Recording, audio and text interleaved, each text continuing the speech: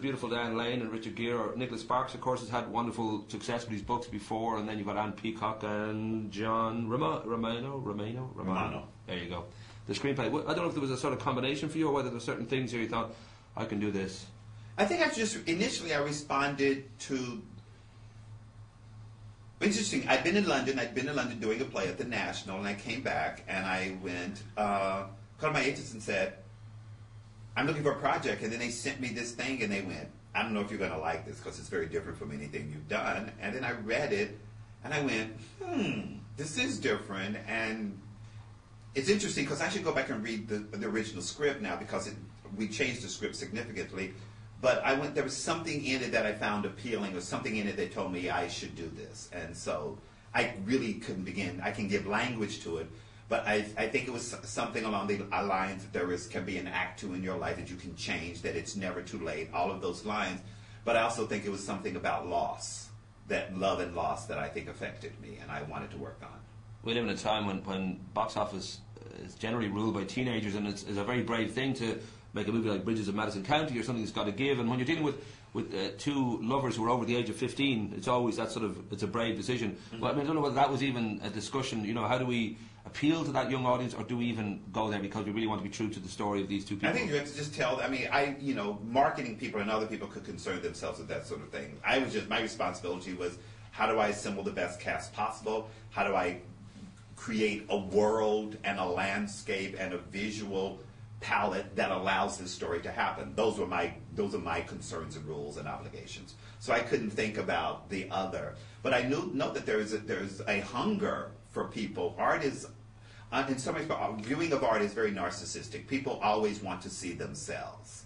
They want to see versions of themselves. And so part of my brain the producer part of my brain, but that wasn't my job here, knew there's an audience for this movie because, it's everybody likes to see themselves, their experiences on film.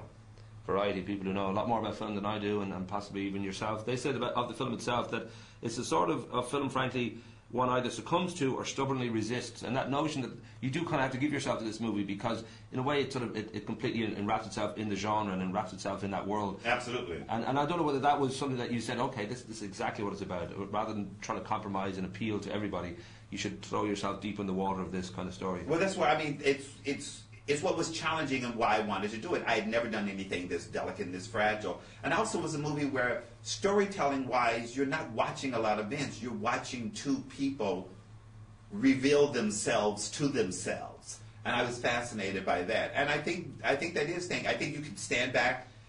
It's, two people meet on a weekend. There's an aspect of it that is improbable, but if you invest the human behavior of the two leads and all the characters with real, authentic human behavior, you go with it.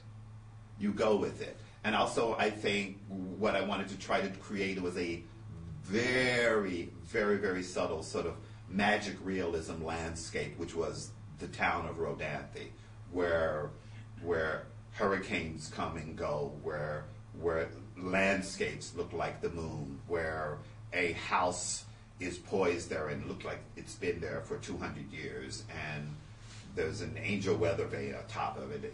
So there are all these things that I was trying to create a whole world that allowed for these kinds of intense moments to happen. I should quickly mention the fact that obviously this sort of project gets a very solid cast. When you've got people like Gere and you've got people like Dan Lane, Scott Glenn is in there, Viola Davis. I noticed that James Franco wasn't actually credited. I don't know whether that was for tax purposes, whether he's trying to dodge the tax man, or there was a sort of sense, let's surprise people that he's in the movie. I think it was that. Who knows? I think he wanted to do it as a cameo, and it was fun. I'm glad he did. We had fun working together, and I really admire him. I think he's a great actor.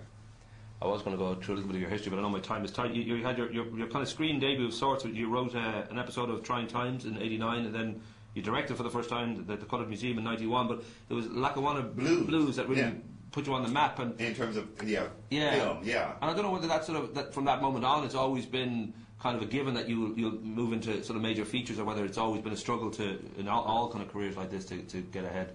Well, no, a while back, I wrote the play, The Colored Museum, and ever since then, Hollywood has been knocking on my door, first as a writer and then as a director. So I've been involved in a 20-year courtship where I played hard to get, and then sometimes things I wanted to do, they played hard to get.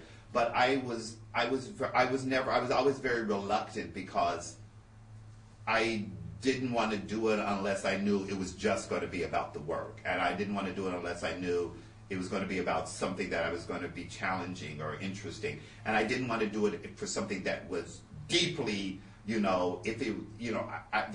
written screenplays, but I know when I direct a screenplay that I've written, it's got to be the complete right circumstances. So on these two projects, Lackawanna Blues and this, I felt as though I had a job to do. I don't feel as though it was a job to do, which is to usher these stories along. So therefore, I felt like I was working for the movie. I know I was directing the auteur and all that sort of stuff, but I felt like it was my job to do it. So you do things when you're supposed to, and you don't do them when you're not.